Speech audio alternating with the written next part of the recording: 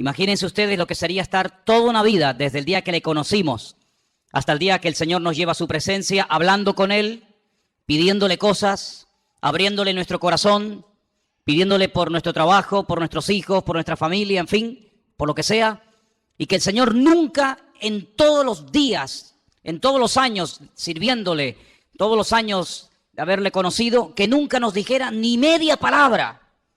Imagínense lo que sería estar casado con un hombre o con una mujer, que tú le cuentas tus problemas, tus necesidades, cómo te ha ido el día, si has peleado con el jefe el de la empresa, si has tenido un problema con el niño, si el niño se cayó, si sacó buenas notas, si aprobó, si estás enfermo o enferma, y que tu cónyuge en todos los años de tu matrimonio, 10, 15, 20, 30 o lo que sea, nunca te dijera absolutamente nada, ni bueno ni malo. Sería una situación tremendamente triste, ¿sí o no? ¿Sí o no? Si quieren, pruébenlo. Estén en los próximos años sin hablarse el uno al otro para que veáis. ¿Sabes que había hace siglos una forma de matar a una persona en las tribus? Matarlo lentamente, torturarlo. Y era practicar lo que se llamaba el ostracismo. Era no hablarle, no dirigirle la palabra, no saludarlo, ni siquiera mirarlo a la cara. Terminaban muriendo de pena y arrojándose por barrancos, quitándose la vida, al ver que nadie, aunque estuvieras rodeado de personas, nadie te dirigía la palabra. Damos gracias al Señor de que nuestro Dios no es así. Nuestro Dios no es sordo, pero nuestro Dios tampoco es mudo. Él habla. Y hay muchos textos a lo largo de la palabra de Dios donde vemos que Dios habla individualmente, colectivamente, durante el día, durante la noche, en momentos de urgencia, en la cárcel, en fin, en muchísimas situaciones, momentos y lugares de la vida. No siempre habla igual. No siempre el que tiene que oír la voz de Dios la oye. La Biblia nos enseña que hay momentos en los que la ceguera, la dureza de corazón, la actitud del hombre es tan mala que aunque el Señor le esté hablando no se entera. Y es tremendamente triste ver que a veces Dios le habla a la gente. Le está mostrando el camino, le está indicando que por ahí no va bien o por aquí va bien o esto hay que hacerlo o aquello no hay que hacerlo y él ni se inmuta, ni se entera. Es como si el mensaje le pasara por encima de su cabeza. Vamos a ver en esta tarde diferentes formas como Dios nos puede hablar a nosotros, sí, hermanos, en pleno siglo XXI. Hoy en día nuestro Dios también habla. Hechos capítulo 8. Hemos leído, nuestro hermano Marco nos leía que había comenzado la persecución en Jerusalén. Todo iba muy bonito, todo iba muy bien, pero la persecución comenzó, los creyentes tuvieron que salir despavoridos, huyendo a diferentes lugares. Y la Biblia nos cuenta en el capítulo 8 del libro de los Hechos la historia de uno de los diáconos de la iglesia primitiva. Eran varios, no nos cuenta la historia de todos, pero sí nos da detalles acerca de uno, personalmente, de Felipe. Dice la Biblia que este hombre llegó a tener 4 hijas, después lo vamos a ver, hijas que tenían el don de la profecía, un hombre que tenía un don también que era el de la hospitalidad, daba hospedaje a personas que servían al Señor. Pero este fue uno de las personas que salió huyendo y se fue en dirección a Samaria, donde no había llegado el Evangelio. Recuerden que estaban todos en Jerusalén desde el día de Pentecostés, o mejor dicho, desde el día de la Ascensión. Llegó el día de Pentecostés, pasaron unos cuantos días, semanas, tal vez meses, y allí seguían en Jerusalén. La iglesia crecía y crecía, pero no se expandía. Crecía solamente en un lugar y la voluntad del Señor era que fueran por todo el mundo, por todas las naciones de la tierra, por los 5 continentes predicando el Evangelio, pero ellos no iban a ir. Estaban muy cómodos, muy bendecidos, estaban muy a gusto en Jerusalén, a pesar de que a veces había prohibiciones por parte de las autoridades religiosas, sobre todo, de que no predicaran el Evangelio, pero ellos allí estaban muy cómodos. Miles y miles de personas cada día venían a las reuniones, milagros, señales, prodigios, pero de ir a Samaria, olvídate. De salir de Israel, olvídate. El Señor tiene que permitir una persecución, y en esa persecución dice que Felipe se va a Samaria, allí predica, las multitudes reciben el Evangelio. Recuerden que el Señor Jesucristo había estado en Samaria, allí le había hablado a la mujer samaritana, ¿os acordáis? Dice la Biblia que los samaritanos le pidieron que se quedara allí con ellos, es decir, que era gente muy receptiva, Pero los discípulos no tenían ninguna intención de llevar el evangelio a Samaria, por muchos motivos. Pero estando en Samaria, en el versículo 26, capítulo 8 de Hechos, dice que un ángel le habló a Felipe. Fijaros el sistema que el Señor utiliza para hablarle a Felipe estando en Samaria. Un ángel. El Nuevo Testamento está lleno de ángeles que van y vienen llevando mensajes a personas. Y dice que un ángel le habló a Felipe y le da una orden concreta, muy clara de entender, y es la siguiente: levántate, ve hacia el sur. Él estaba en el centro del país, Samaria está en el centro. Dice, no, tienes que ir hacia el sur, por el camino que desciende de Jerusalén a Gaza, la famosa franja de Gaza. Allí. Es un camino que todavía hasta el día de hoy es un camino desierto, imagínense ustedes, hace 2000 años. Entonces él se levantó y fue. Esto es muy fácil leerlo, ¿no? El Señor le habla a través de un ángel, lo deja todo y se marcha. Ya. Parece muy fácil, pero yo veo gente que llevan aquí años oyendo la voz de Dios. De alguna manera, no digo a través de un ángel, pero a través de predicaciones, a través de consejos, o a través de un libro cristiano, como sea, y todavía no han hecho caso. Sin embargo, Felipe no cuestiona, dice, pero ¿cómo me voy a ir yo a Samaria? ¿Y quién se queda al cargo de la obra?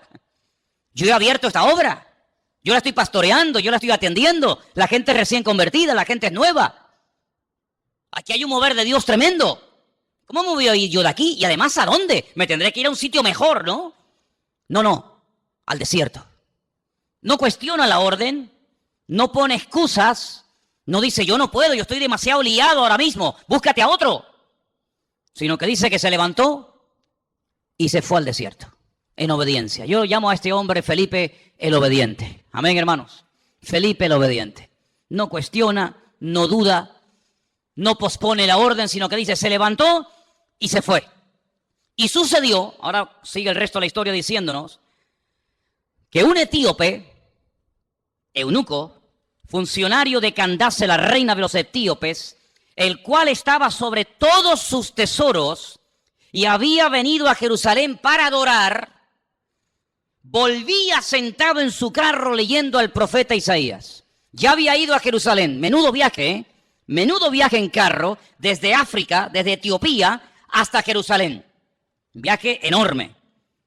No fue en avión, no fue en tren, no fue en coche, fue montado en un carro que por muy cómodo que fuera, pues imagínate. Y ahora volvía. El objetivo por el cual había ido de Etiopía a Jerusalén era para adorar a Dios. Primero, él no iba a poder entrar en cualquier parte del templo. Primero, porque no era judío. Segundo, porque era eunuco. Y por otras muchas cosas más. Sin embargo, el hombre no se desanima por sus limitaciones, sino que va a Jerusalén. Y me llama la atención que dice que había llevado mucho dinero, todos sus tesoros. Claro, es que no le iba a resultar nada fácil que un rabino judío le vendiera nada más y nada menos que el rollo, el pergamino del profeta Isaías. Eso le habrá costado una auténtica fortuna. Venderle a un extranjero, a un no judío, el libro del profeta Isaías, eso costaba una fortuna. Pero él volvía y dice que venía leyendo. Luego tuvo que aprender a leer en hebreo, porque él como etíope no hablaba hebreo. Pero era tanto el interés, era tanto el anhelo que tenía este hombre de buscar a Dios, que tuvo que aprender, alguien le tuvo que enseñar a leer en hebreo y a entender lo que leía. Y no contento con haber ido a adorar al templo a Jerusalén, volvía aprovechando el tiempo, sentado en su carro leyendo al profeta Isaías. Y yo le doy de verdad infinitas gracias al Señor, porque el Señor le mostró, el Señor le inspiró a Lucas, que es el que escribe este relato, y nos cuenta qué trozo del libro de Isaías venía leyendo, nada más y nada menos que una parte del famoso capítulo 53 del libro de Isaías, que se titula Sufrimientos del siervo del Señor. Y el pasaje que leía era este, versículo 32. Como oveja a la muerte fue llevado, como cordero mudo delante del que lo trasquila, así no abrió su boca. En su humillación no se le hizo justicia. Mas su generación, ¿quién la contará? Porque fue quitada de la tierra su vida. Si yo pregunto en esta tarde, y por favor respondan, ¿De quién está hablando aquí el profeta Isaías? Del Señor Jesucristo. Todos los creyentes, por poco tiempo que lleven, al leer este texto, como cordero mudo fue llevado al matadero. En su humillación no se le hizo justicia. Su generación, ¿quién la contará? Automáticamente tú dices, está hablando de Cristo. Sin embargo, él no lo sabía. ¿Te das cuenta? ¿Te das cuenta cómo a veces tu conocimiento, por poco que sea, puede ser muchísimo en comparación con mucha gente que no sabe absolutamente nada de nada? Un pasaje tan claro, tan fácil, tan sencillo de entender. Este pobre hombre no sabía de quién estaba hablando. Y entonces fijaros en el verso 29, ahora no es otro ángel el que tiene que acercarse a Felipe, sino que ahora dice, el Espíritu le dice a Felipe, acércate y júntate a ese carro. Tal vez una voz interior, el Espíritu le habla claramente, el hombre se acerca, presta atención y mira cómo sabía Felipe que venía leyendo al profeta Isaías. Claro, hoy en día es muy fácil tener toda la Biblia debajo del brazo, toda la Torá, todos los profetas, todos los salmos, los evangelios, los libros proféticos, los libros poéticos. Es una maravilla, ¿sí o no? Es una maravilla poder llevar la Biblia, hermanos, y saber toda la historia, lo que Dios hizo en el Antiguo Testamento, lo que hizo en el Nuevo, lo que hará en el futuro, etcétera, etcétera. Conocer todos los detalles de la primera, de la segunda venida de Cristo, el descenso del Espíritu Santo, el arrebatamiento de la iglesia, la manifestación del anticristo. Es una maravilla tener todo en nuestras manos, pero ellos no tenían acceso a las Escrituras en aquellos tiempos. Tenían que aprendérselas de memoria. Y mira cómo Felipe no dice, ¿de quién estará leyendo? ¿Qué? Entendió perfectamente el pasaje. Sabía que era un capítulo profético, un capítulo que hablaba de los sufrimientos del Mesías. Y sabía que ese hombre, ese pasaje, era del profeta Isaías. Y entonces le hace una pregunta muy interesante. Versículo 30. ¿Entiendes lo que lees?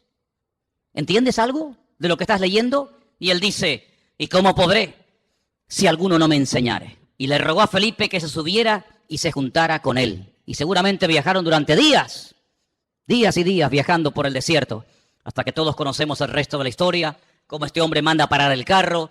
Este hombre llega a un oasis donde hay agua, pide ser bautizado, el Señor arrebata a Felipe, aparece en otra parte del país, el etíope eunuco se va por su camino, pero añade la palabra gozoso, y todos conocemos el resto de la historia. Incluso la historia nos dice que este hombre llegó a su país, llegó a Etiopía, predicó el evangelio, y hasta el día de hoy, 2000 años después, hay una comunidad de etíopes coptos que creen en el Señor Jesucristo, que son cristianos, y algunos piensan y consideran que es el testimonio, el fruto del testimonio de aquel etíope que aceptó al Señor en el desierto. Es realmente algo increíble. Ahora, yo lo que quiero destacar sobre todo en este pasaje son las dos formas como el Señor le habla a Felipe. Primero, versículo 26, a través de un ángel.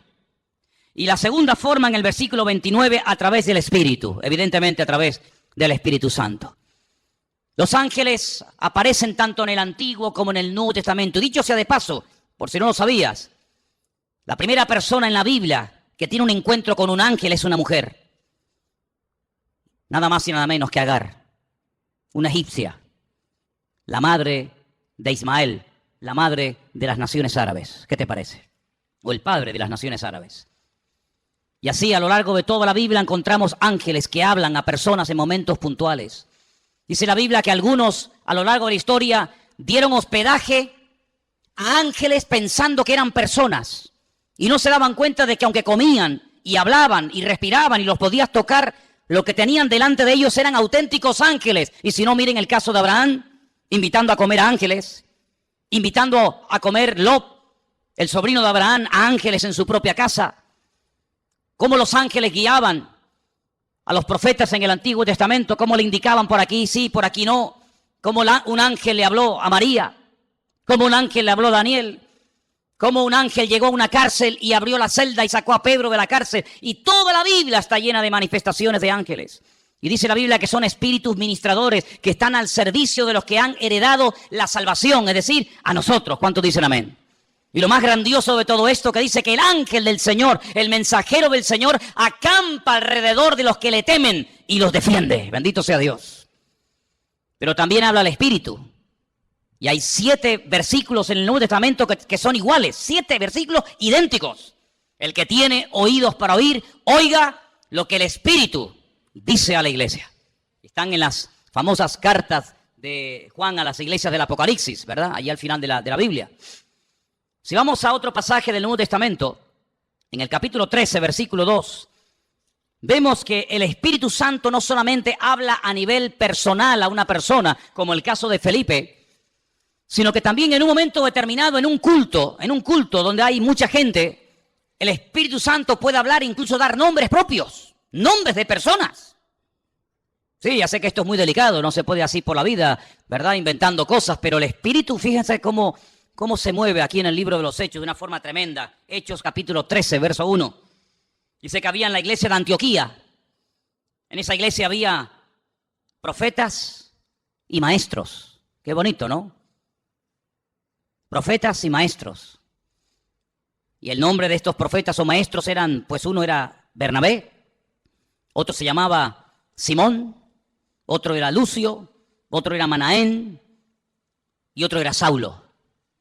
Dice, ministrando estos al Señor y ayunando, dijo el Espíritu Santo, así claro, directo, contundente, apartadme a Bernabé y a Saulo para la obra a que los he llamado. Entonces, habiendo ayunado y orado, les impusieron las manos y los despidieron. Y ellos entonces, enviados por el Espíritu Santo, descendieron a Seleucía y de allí navegaron a Chipre. Sí, el primer viaje misionero de la historia. Primera pareja, primer grupo de personas, en este caso dos, Bernabé y Pablo, llamados específicamente en un culto público para la obra misionera, fue porque el Espíritu Santo habló a la iglesia. Y necesitamos como nunca antes que el Espíritu Santo hable a nuestras vidas y hable en nuestras congregaciones. ¿Cuántos dicen amén?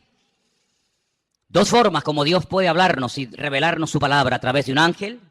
Pero cuidado, porque el apóstol Pablo, profundizando más en el tema, dice, si un ángel del cielo se os presenta y os predica otro evangelio diferente al que habéis recibido, al que habéis oído, tenerlo por anatema, tenerlo por maldito.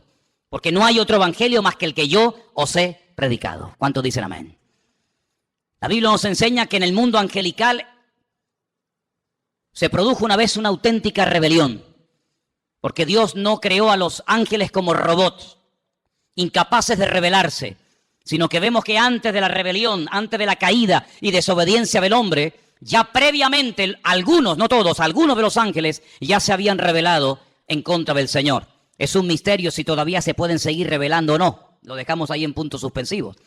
Pero Dios los creó con la capacidad de rebelarse en contra del mismísimo Creador y en algunos casos lo hicieron. Y por otra parte, el Señor Jesucristo dijo que cuando Él se fuera, Él le rogaría al Padre para que enviara a otro consolador para que estuviera con su pueblo para siempre. Dice, y Él tomará de lo mío y os lo hará saber. Él os recordará todo lo que yo os he dicho. Él os enseñará lo que ha de venir. Por lo tanto, la iglesia tiene que afinar los oídos para oír la voz del Espíritu Santo hablando a su corazón. ¿Cuántos dicen amén? Pero hay otras formas como Dios puede revelarnos su voluntad. Capítulo 9 de Hechos, un poquito más adelante. Capítulo 9 nos relata la conversión de Pablo. Es el único personaje que en 3 ocasiones diferentes en el mismo libro nos cuenta su testimonio. Capítulo 9, capítulo 22 y capítulo 26. Interesantísimo, ¿eh? Qué conversión tan espectacular tuvo que ser la de este hombre. Qué impacto tan grande produjo la conversión de Saulo, que no se cuenta una vez ni dos, sino 3. 3 ocasiones contando su testimonio en 3 lugares y circunstancias diferentes. En el capítulo 9, cuando el apóstol Pablo está recién, por así decirlo, impactado por el Señor, el versículo 10 dice, había entonces en Damasco un discípulo llamado Ananías, a quien el Señor le dijo en visión. Otra forma, el Señor le dijo en visión. No es algo que se inventó. No es algo que él dice, me parece que no. El Señor le habló claramente a través de una visión y le menciona por nombre. Le dice Ananías. Luego la visión no es para Juan, no es para Pedro, no es para Tomás, es para ti, para Ananías. Y él dice, heme aquí, Señor. Y el Señor le dijo, levántate y ve a la calle que se llama Derecha. Busca en casa de Judas a uno llamado Saulo de Tarso, porque él está allí orando. Si las instrucciones que le da el Señor son tremendas, no hay género de duda. No puede ir a cualquier parte, es a la calle llamada Derecha, a una casa cuyo dueño se llama Judas, y tiene que orar por un hombre que se llama Saulo, que además ha nacido en una región, una colonia romana que se llama Tarso, y que está allí orando. Madre mía, como para equivocarte, hijo. Ha visto en visión a un varón llamado Ananías, que entra y le pone la mano encima para que recobre la vista. Ya Pablo sabía que el que iba a orar por él, el que le iba a ministrar, se llamaba Ananías. Es interesante esto, ¿eh? Podríamos hablar mucho acerca de cómo incluso el que va a recibir oración ya sabe quién va a ir a orar, a imponerle las manos para que recobre la vista. Así que fue una visión lo que el Señor le permite tener a Ananías. Que el Señor sabía que estaba allí, que en cualquier momento podía utilizarlo como instrumento para ir a orar por una persona que a priori Ananías dice, pero Señor, es un peligro, yo me juego la vida si voy a orar por este hombre. Porque dice Ananías, verso 13, Señor, hemos oído de muchos acerca de este hombre. ¿Cuántos males ha hecho a tus santos en Jerusalén? Este hombre es peligroso. Este hombre no se anda con chiquitas. Y aún aquí tiene autoridad de los principales sacerdotes para aprender a todos los que invocan tu nombre. Y el Señor le da instrucciones y lo calma, ¿verdad? Y le dice, tranquilo, porque vas a orar por un hombre que va a ser un instrumento tremendo en mis manos. Este hombre va a llevar mi nombre en presencia de los gentiles y de reyes y de los hijos de Israel. Fíjate qué triple ministerio. Porque yo le mostraré cuánto le es necesario padecer por mi nombre. Medida por medida, como dice el refrán. Él ha hecho padecer a mis santos, yo le haré padecer a él. Así como él hizo padecer a los demás, también él experimentará en carne propia lo que sufre un creyente cuando es perseguido, cuando es calumniado, cuando es encarcelado, cuando es torturado, así como él lo hizo a los demás, yo permitiré que se lo hagan a él, para que él sepa también lo que sufrieron aquellos que recibieron su justo trato, ¿verdad? Así que ya vamos por tres formas diferentes. Vimos en el verso 26 un ángel. En el verso 29 el Espíritu Santo hablándole a Felipe. Ahora en el capítulo 9 vemos al Señor hablándole a través de una visión a un discípulo llamado Ananías en la ciudad de Antioquía. Si vamos, por ejemplo, al capítulo 17 del libro de los Hechos, versículo 10. Fijaros qué interesante esta porción. Hechos capítulo 17, versos 10 y 11. Inmediatamente los hermanos enviaron de noche a Pablo y a Silas hasta Berea. Ellos, habiendo llegado, entraron en la sinagoga de los judíos. Y estos eran más nobles que los que estaban en Tesalónica, pues recibieron la palabra con toda solicitud, escudriñando cada día las Escrituras para ver si estas cosas eran así. Así que creyeron muchos de ellos y mujeres griegas de distinción, dice aquí, y no pocos hombres. La forma más tradicional, la forma más normal, como en el día de hoy a nosotros nos puede y nos debe de hablar el Señor, es a través de las Escrituras, a través de la palabra escrita del Señor. En ella vamos a encontrar las respuestas a todas nuestras preguntas. En ella vamos a encontrar ejemplos. En ella vamos a encontrar personajes que se encontraron en situaciones muy parecidas o similares a las tuyas. ¿Qué hacer en momentos de calumnia, de soledad, de enfermedad, de incomprensión? ¿Qué hacer cuando quiero agradar a Dios y me cuesta deshacerme de ciertas y determinadas ligaduras o obligaciones, entre comillas, que me impiden servir al Señor? En la Biblia vas a encontrar la respuesta a eso y a mucho más de lo que tú te puedes imaginar. Y por eso queda reflejado, queda plasmado en el libro de los Hechos que los hermanos de Berea eran personas, dice la Biblia, nobles. Porque dice que cada día escudriñaban después del mensaje si lo que Pablo les acababa de enseñar era realmente así o no era así. Eso es como si ahora al terminar el culto, yo cojo y me voy a casa y ustedes se reúnen aparte en este salón o por varios grupos y comienzan a debatir, comienzan a hablar entre ustedes diciendo, hermanos, pastor, esta tarde nos ha hablado de esto, ¿qué opinas? Pues oye, lo que ha dicho es cierto, no es cierto, o lo dice aquí, o lo dice allá. Así hacían los hermanos de Berea, pero no con un espíritu crítico, no para buscarle el fallo, no para criticar o cuestionar la enseñanza, no, sino para reafirmarse en lo que aparentemente parecía del Señor, pero ellos querían no solamente oír, sino que la palabra avalara, que la palabra, ¿verdad?, apoyara el mensaje, la enseñanza del apóstol Pablo, lo cual me parece excelente. ¿Cuántos dicen amén? Personas que se abrían, bueno, tú tienes algo que decir, venga, sube, compártenos, predícanos, ¿has terminado? Sí, ¿tienes algo más que decir? No, Muy bien, gracias hermano, que Dios te bendiga. Ahora nos quedamos un momento, opinamos, charlamos, escudriñamos las escrituras para ver si ese argumento que nos presentó tiene base bíblica, para ver si eso que nos dice de que aquel hombre era el Mesías y era el verdadero, a ver si es así, si no es asado. Realmente algo increíble. Así deberíamos de ser todos nosotros. El apóstol Pablo le recomendaba a su hijo en la fe, a Timoteo, entre tanto que yo voy, ocúpate en la enseñanza, en la lectura y en la exhortación. Y le dice algo tremendo. La otra noche me desperté con ese texto y hasta sabía dónde estaba ese versículo que está en 2 de Timoteo 3:16. Toda la escritura es inspirada por Dios. ¿Cuántos conocen ese versículo? ¿Lo buscamos? 2 de Timoteo 3:16. Vamos a leerlo juntos, por favor. Versículo que deberían ustedes de aprenderse de memoria. Muy útil en estos tiempos. Dice así, 2 de Timoteo 3:16. Vamos a leerlo juntos. Toda la escritura es inspirada por Dios, útil para enseñar, para redarguir, para corregir, para instruir en justicia, a fin de que el hombre de Dios sea perfecto, enteramente preparado para toda buena obra. Así que cuando usted busca ser instruido, ser enseñado, ser amonestado, ser confrontado, vaya a la palabra y la palabra le va a hablar. Si usted tiene una buena actitud, si usted verdaderamente quiere aprender, si usted verdaderamente quiere corregir cualquier error doctrinal, cualquier mala costumbre de su vida, vaya y a la luz, al espejo de la palabra de Dios, el Señor le va a hablar, porque la palabra dice que es útil y ayuda al que está empezando, ayuda al que lleva mucho tiempo, ayuda al que está pensando dar un paso de fe, ayuda al que está un poco decaído y no sabe qué hacer, ayuda al nuevo, al viejo, nos ayuda a todos. La palabra de Dios es tremendamente útil. ¿Cuántos dicen amén? Y hay que escudriñarla. Jesús dijo, escudriñad, meteros en la palabra, estudiar la palabra, porque ellas son las que dan testimonio de mí.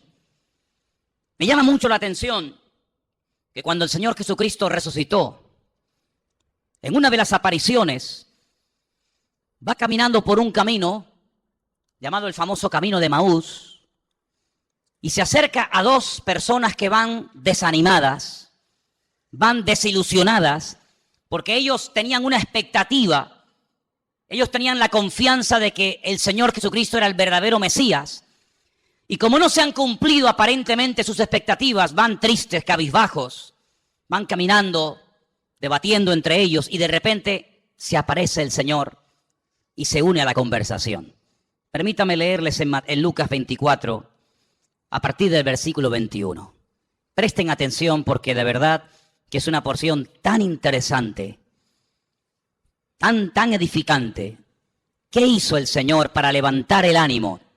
¿Qué hizo el Señor para quitar la tristeza, la desilusión de los corazones de estos dos hombres sinceros que esperaban algo que aparentemente no se cumplió? Veamos. Lucas 24, versículo 21. Nosotros esperábamos que Él era el que había de redimir a Israel. Fíjate qué ilusionados estaban. Por fin ha llegado el Redentor, el Mesías. Esperábamos la redención de Israel. Y ahora, además de todo esto, hoy es ya el tercer día que esto ha acontecido. Parece como que por un momento les pasa por la mente el hecho de que Él había dicho que al tercer día resucitaría. Así que ya van 3 días, no lo hemos visto resucitado. No se cumplió la expectativa que teníamos en Él de que redimiría a Israel de la opresión del yugo romano. Volvería a ser instaurada la monarquía. Un descendiente de la casa del rey David nos traería la libertad. Por lo tanto, todas nuestras ilusiones y nuestros sueños se han venido abajo, se han roto. Versículo 22 dice, aunque también nos han asombrado unas mujeres de entre nosotros, las que antes del día fueron al sepulcro y como no hallaron su cuerpo, vinieron diciendo que también habían visto visión de ángeles, quienes les dijeron que Él vive. Aquí hay algo extraño, porque por una parte son conscientes de que unas mujeres por lo visto, según cuentan ellas, Él ha resucitado, pero el argumento que ellos presentan no es un argumento de fe, no es un argumento contundente, sino dice que ellas dicen que ha resucitado porque no encontraron el cuerpo.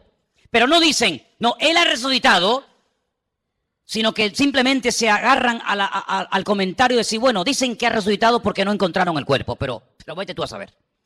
No están muy convencidos de que aquel testimonio era correcto. Además, perdonen las hermanas, en los tiempos de la Biblia, los testimonios de las mujeres no tenían ningún valor. Una mujer daba testimonio de que había visto un crimen, un asesinato o cualquier otra cosa, y no era válido el testimonio de una mujer. Por lo tanto, unas mujeres de entre nosotros, supuestamente de buen testimonio, de confianza, han venido con este comentario, pero entonces dice que algunos fueron de los nuestros al sepulcro y hallaron así como las mujeres habían dicho, pero a él no le vieron. ¿Pero cómo le van a ver si ha resucitado? Si te quedarías más tranquilo saber que algunos de los nuestros fueron al sepulcro y lo vieron allí, entonces ¿qué testimonio hay en eso? Algunos de los nuestros fueron a comprobar si verdaderamente había resucitado y cuando llegaron allí no lo vieron. Pues ¿te parece poco testimonio? Es que ese es el gran testimonio, cuando hemos ido a Jerusalén y nos metemos dentro del sepulcro. Y algunos hermanos, no siempre, pero algunos me preguntan, dicen, una pregunta ahí, ¿y qué hemos venido a ver aquí? Digo, aquí, nada. Aquí hemos venido a ver una cueva vacía, una tumba vacía. Este es el gran testimonio. Si viniéramos aquí y viéramos que está ocupada, te aseguro que yo no hubiera venido aquí tantas veces. Pero lo grandioso de nosotros es que vamos a Jerusalén y vemos una tumba que está totalmente vacía y se puede visitar. ¿Cuántos dicen amén? Si estuviera ocupada, pues menuda ruina. Vana sería nuestra fe, dice la Biblia. Ahora escucha bien esto. Esto es tremendo. Entonces Él les dijo, ahora habla el Señor. Hasta ahora han hablado ellos. Ahora va a hablar el Señor y les dice, oh insensatos y tardos de corazón para creer todo lo que los profetas han dicho. Tardos de corazón. ¿Por qué os cuesta tanto creer? Eso significa tardos de corazón. ¿Por qué tardáis tanto en creer? Una pregunta, ¿hay alguno entre nosotros que sea tardo de corazón? ¿Alguien que le cueste creer? ¿Has oído el testimonio de fulanito? ¿Has visto la vida cambiada de no sé quién? ¿Has oído el milagro del tal? ¿Has escuchado al pastor predicar? ¿Has escuchado el otro día a otro chico predicando? ¿Has ido a una iglesia por aquí? ¿Has ido a una iglesia por allá? Pero todavía no estás convencido. Eso se llama ser tardo de corazón. No tenemos que ser tardos de corazón, tenemos que estar abiertos a creer lo que hay que creer y a rechazar lo que no hay que creer, hermano. ¿Cuántos dicen amén? Hay gente que lee el periódico y todo lo que leen se lo creen. Tienen una fe impresionante en el periódico. O ven un programa de televisión y se creen todo lo que los que han estado en esa tertulia acaban de decir. Pero después cuando leen la Biblia, la dudan y la cuestionan. O sea, en el periódico no hay que tener fe. Donde hay que tener fe es en la palabra de Dios. ¿Cuántos dicen amén? No, es que el periodista el otro día dijo que no sé qué. Pero bueno, ¿el periodista quién es? ¿Es algún profeta? Me dice, tardos de corazón.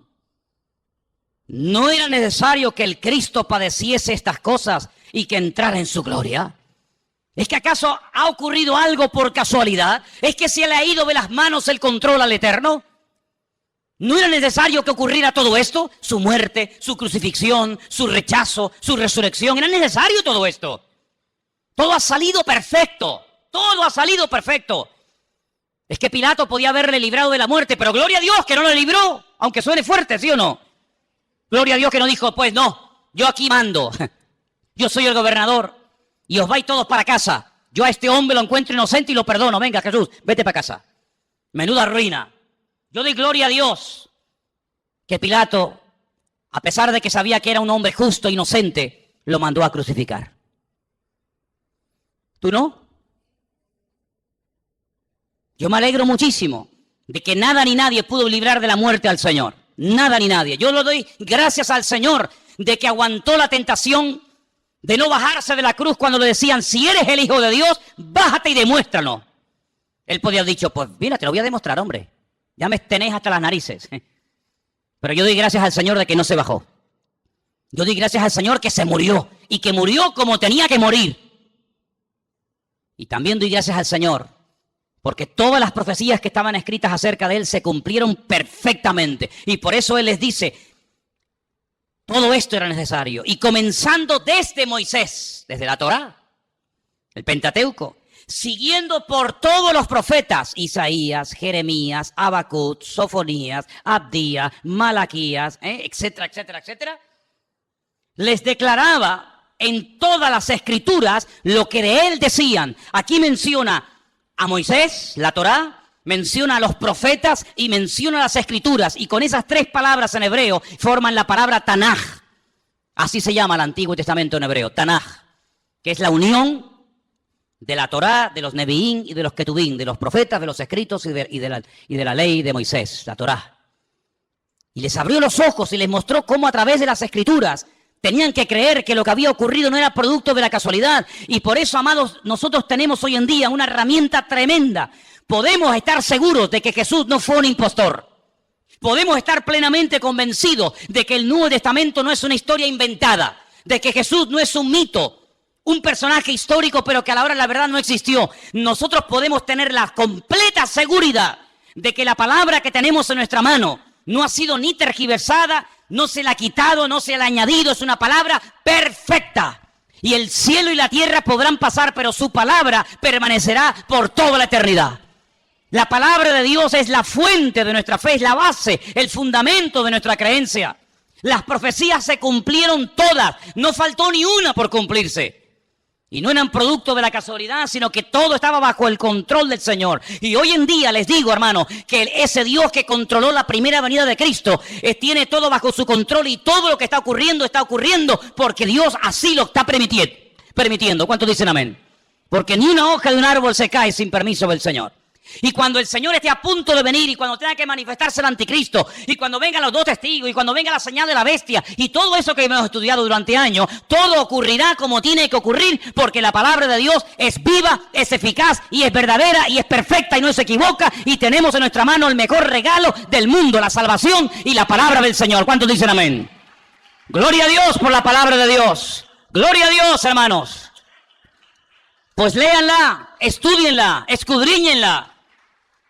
Si alguien busca voluntad de Dios, métete en la Biblia, métete en la palabra, levántate temprano, acuéstate más tarde si quieres, y comienza a leer y a buscar por aquí y a buscar por allá, y seguro que el Señor te hablará a tu vida, porque el Señor siempre habla a través de su palabra. Fíjate qué poder tan grande tiene la palabra de Dios, que hasta Cristo la usó para atacar al diablo cuando era tentado en el desierto de Judea.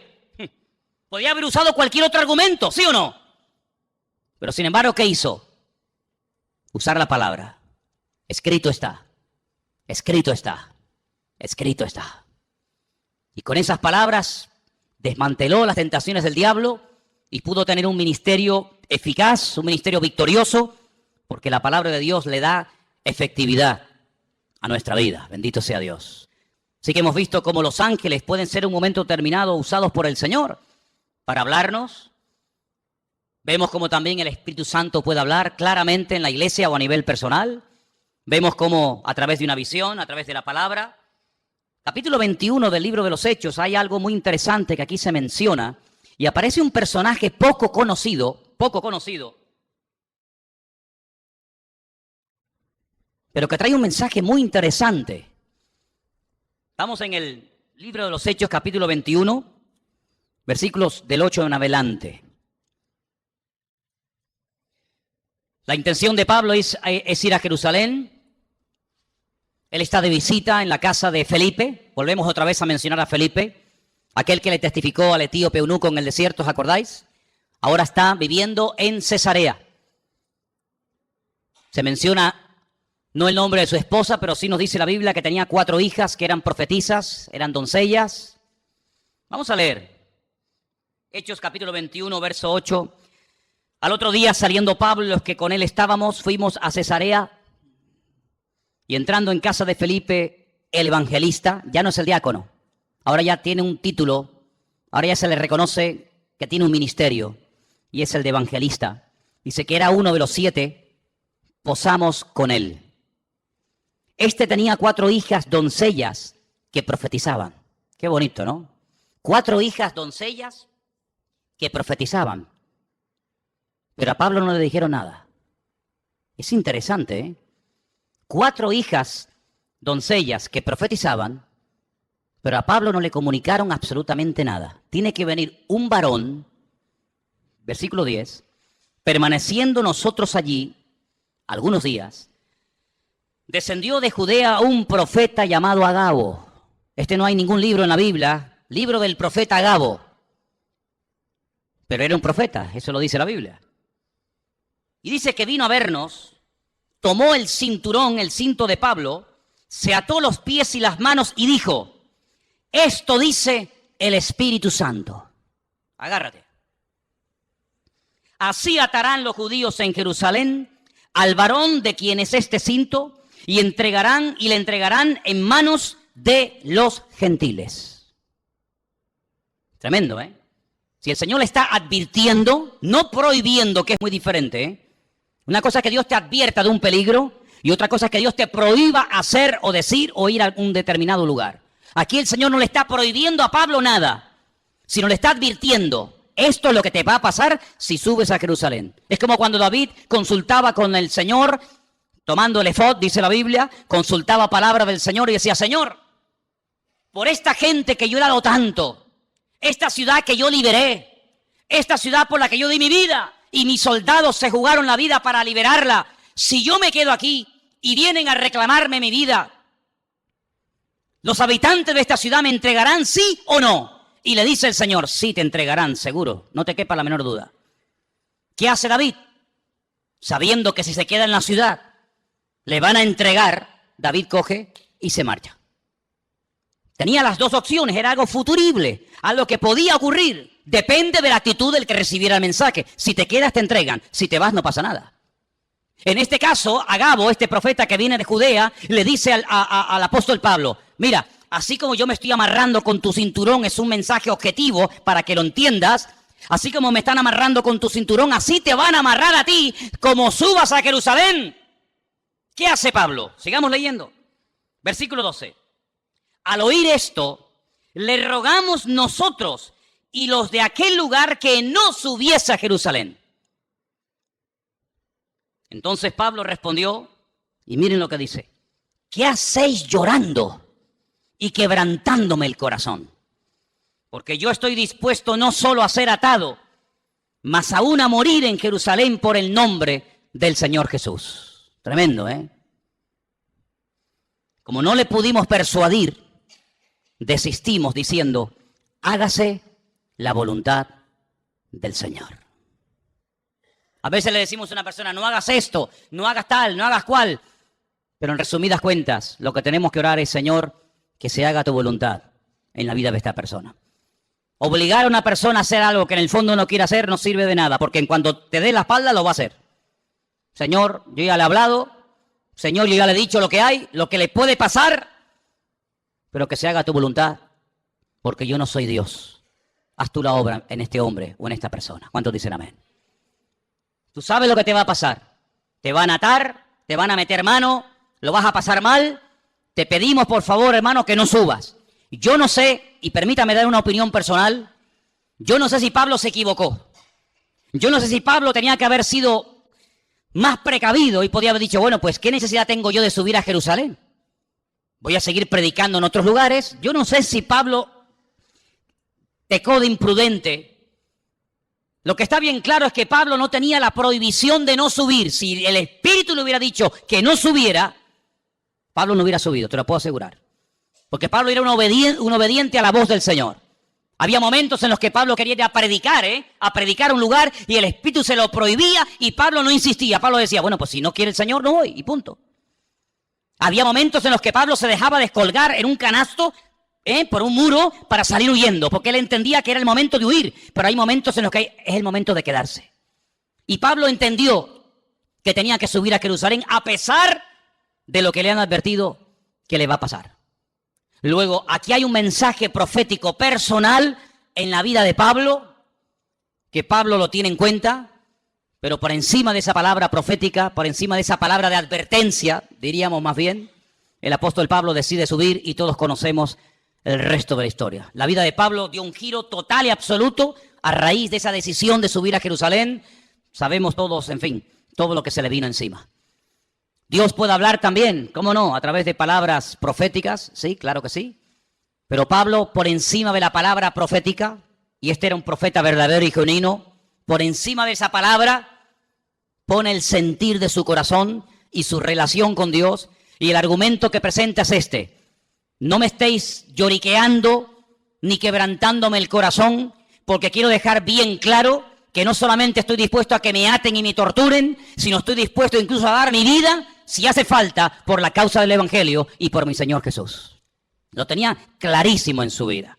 Así que hemos visto cómo los ángeles, el Espíritu Santo, a través de una visión, el Señor también con voz audible, como no, a través de profecías, pero también hemos visto muchas veces en la palabra de Dios que Dios habla a través de sueños, ¿sí o no? Muchas veces. El caso de José, el caso del otro José, el del Nuevo Testamento, que dice la Biblia que el Señor le habló en un sueño, que tenía que aceptar a su mujer, que no la había engañado, que no le había mentido, ¿verdad? Hay momentos en la Biblia en los que Dios habla a través de sueños.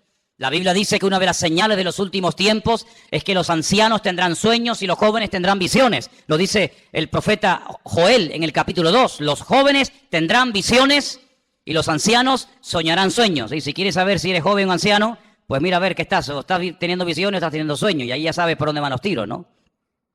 Pero dicho sea de paso, lo más importante de todo esto es siempre lo que la palabra de Dios termina como conclusión diciéndonos. Podemos tener sueños, podemos tener visiones, podemos tener un sentir. Alguien nos pudo decir por ahí no sé qué cosa, pero no te olvides que el Señor hoy en día, como habla a su pueblo y a su iglesia, es a través de su santa y bendita palabra. ¿Cuántos dicen amén? Es a través de la palabra de Dios que sabemos lo que tenemos que hacer. Y quiero terminar leyendo en Hechos capítulo 1. Hechos capítulo 1, para que veáis cómo hay un texto que en aquellos días de espera, desde la ascensión de Cristo hasta que llega el día de Pentecostés, ellos están estudiando la palabra, ellos están analizando las Escrituras y llegan a un texto que dice lo siguiente, Hechos capítulo 1, versículo 20. Hechos 1, versículo 20. Esta palabra que vamos a leer, ellos la leyeron del Salmo 69. Salmo 69 dice así. Está escrito en el libro de los Salmos, sea hecha desierta su habitación y no haya quien more en ella. Tome otro su oficio y tome otro su oficio. Ellos interpretaron por este versículo del Salmo 69, repito, ellos interpretaron que había quedado un vacío cuando Judas, uno de los discípulos, se ahorcó y se quitó la vida. Ellos entendieron que según este salmo había que nombrar a otros. Ahora, cuidado. Ellos recurren a la palabra.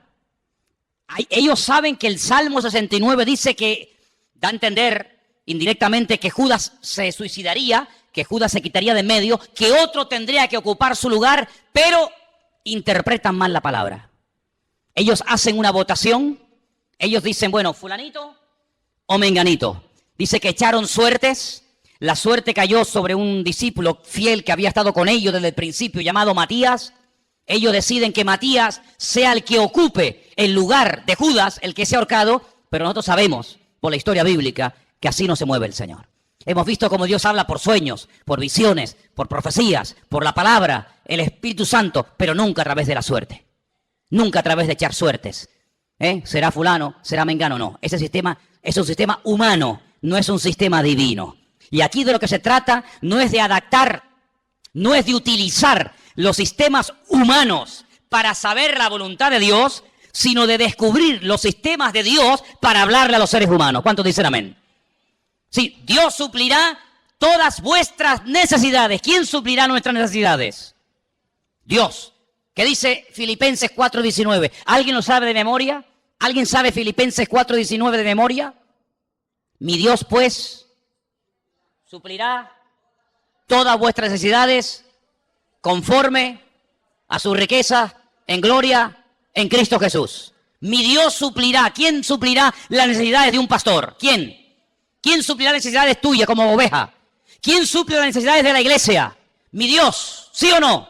Dígalo fuerte. Mi Dios suplirá mis necesidades. Pero vamos a comprar la lotería por si acaso. Vamos a ver. Usted ha dicho ahora mismo, literalmente, la promesa del Señor en Filipenses 4:19.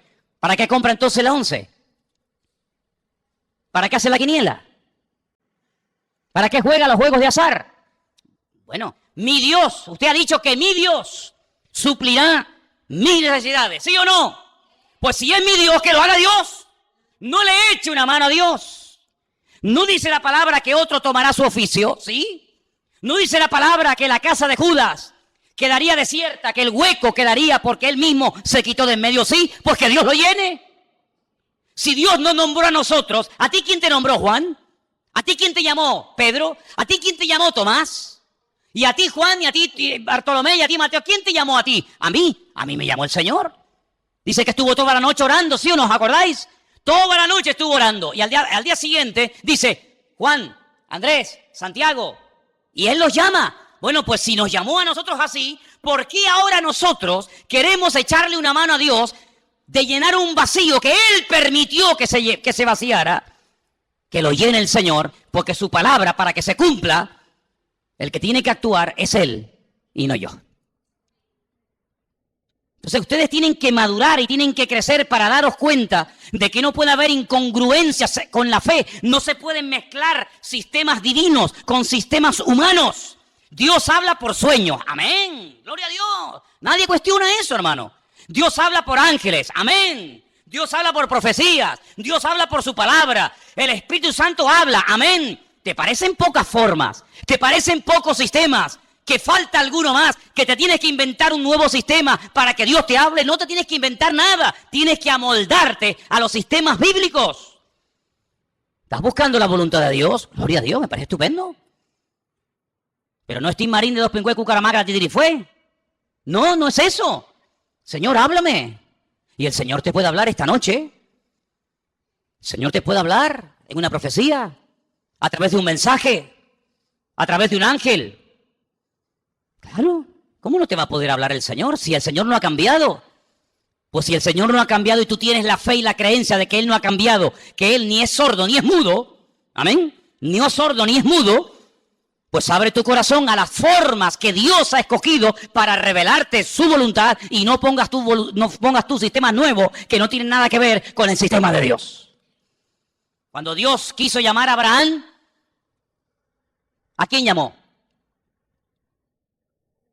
¿A quién llamó? A Abraham.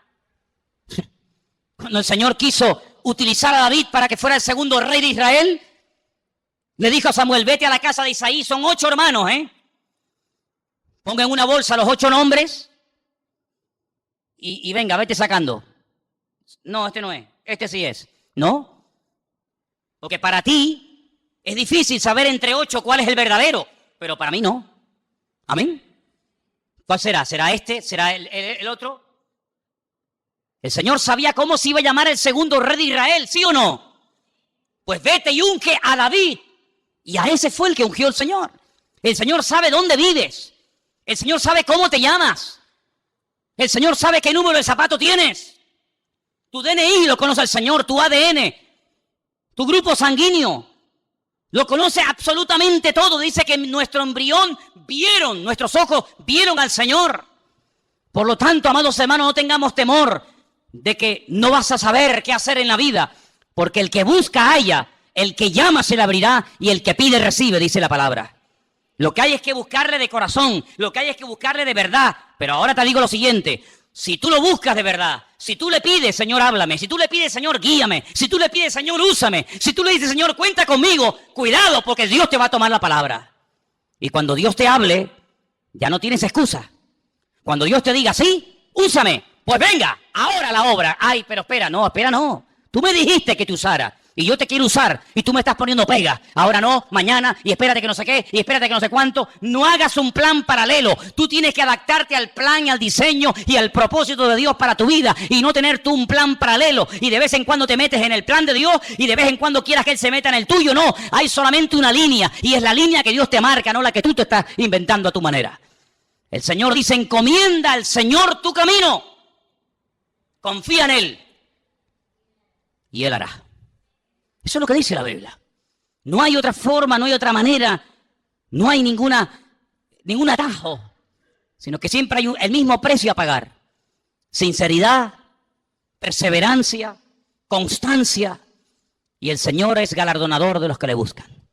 Si tú estás buscando palabra de Dios para tu familia, para tu matrimonio, para tus estudios, para tu presente o para tu futuro, si estás buscando palabra de Dios, no que Dios te bendiga tus planes. Porque Dios no tiene ninguna obligación de bendecir tus proyectos, ¿eh? Eso es lo que a lo mejor alguien te enseñó, pero yo no te lo enseñaré nunca. Dios no tiene ninguna obligación de avalar y de apoyar tus negocios, tus proyectos, tus ideas, tus planes, tus anhelos y tus sueños de la vida. No, te equivocas. Dios bendice lo que es de Él, lo que Él manda que se haga, lo que Él manda que se ejecute. Eso es lo que Él bendice y prospera y respalda y sostiene. Lo demás no tiene nada que ver con sus sueños. Cierra tus ojos en esta tarde, allí donde estás. Yo te he enseñado. Dios habla a través de ángeles. Dios habla a través de su Espíritu Santo. Dios habla a través de visiones. El Señor habla con voz audible, personalmente, a través de su bendita palabra, a través de palabra profética, a través de sueños. Mira, 1, 2, 3, 4, 5, 6, 7 formas diferentes. 7 formas diferentes. Qué curioso, ¿eh? Toda la música que existe, toda la ópera, toda la música que existe, cualquier estilo que sea, está basado en 7 notas. Con 7 notas principales, de ahí se ha hecho toda la música. Con las poquitas letras de nuestro abecedario, de nuestro alfabeto, se ha escrito todos los libros y toda la poesía y toda la literatura que está escrita en nuestro idioma. No falta nada. No falta ni una sola letra.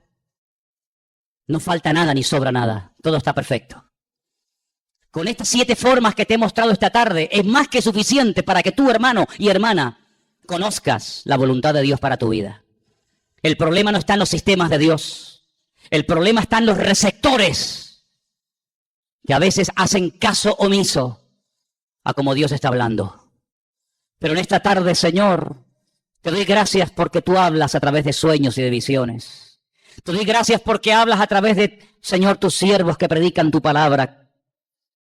Te doy gracias, Señor, porque hablas a través de tu Espíritu Santo y envía a tu pueblo. Y tú también directamente hablas a nuestras vidas, mi Dios. Te doy gracias, Señor, porque tú hablas de tantas y tantas formas y maneras. Ayúdanos a obedecerte, Jesús. Ayúdanos a someternos a tu voz y poder decirte, habla que tu siervo oye. Señor, habla durante la noche, habla durante los sueños y el descanso. Habla de día, habla al joven y al niño, habla al casado y a la soltera, Señor. Pero no pares de hablar a tu iglesia, Dios. Habla, Señor, habla, Señor. Quita la cera de nuestros oídos, Señor. Quita los tapones de nuestros oídos, para que podamos discernir la voz, el silbo apacible de nuestro Dios en medio de la tormenta de la vida. Habla, Señor, habla, Señor. Sopla, Espíritu Santo, sobre tu pueblo en esta tarde, Dios mío. Renueva, Señor, el anhelo de agradarte, de servirte. Habrá algo más glorioso que servirte a ti. Habrá algo más maravilloso que dedicarte la vida a ti. Bendito sea el nombre del Señor. Bendito sea el nombre del Señor. Los cielos y la tierra están llenas de tu gloria, Señor. Alabado sea, Señor. Si estás buscando la voluntad de Dios para tu vida, si estás buscando servir al Señor de alguna manera, abre tu corazón. El más interesado en que le oigas es Él. El más interesado en que hagas su voluntad es Él. Él sí que tiene ganas de hablarte. Él sí que tiene ganas de revelarse a su vida. Él sí que tiene ganas de guiarte y de pastorearte. Él sí que tiene ganas. Él no está sordo ni mudo. Él habla al corazón dispuesto a la vida diligente, al hombre y a la mujer humilde que quieren hacer la voluntad de Dios. Aleluya. Bendito sea tu nombre, Padre. Gracias porque tu palabra es viva, es eficaz. Siempre toca, siempre habla, siempre dirige. Lámpara es a mis pies tu palabra